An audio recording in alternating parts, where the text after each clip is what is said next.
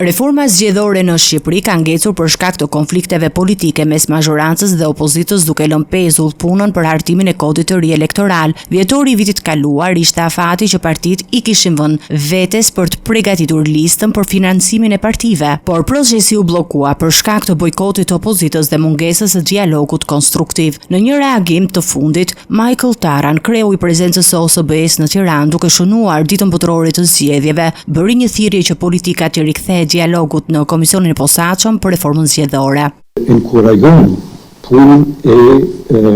Komisionit ad hoc, Komision për reformën e zgjedhjeve,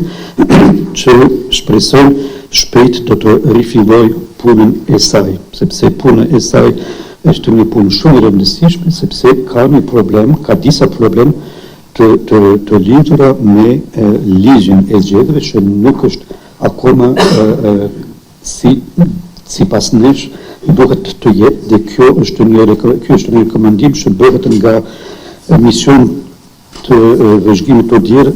çdo herë. Ndonë se theksoi se OSBE-ja nuk përfshihet sa i përket debatit politik, diplomati apeloi që mesazhi i tij të shkojë partive. Kësaj herë unë kam përshtypje që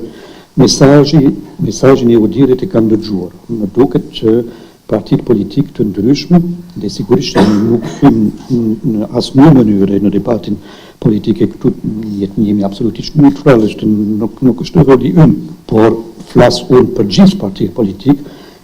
që janë të përfaqësuara në parlament,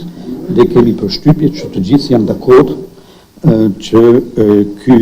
ligj, reforma e ligjit është e nevojshme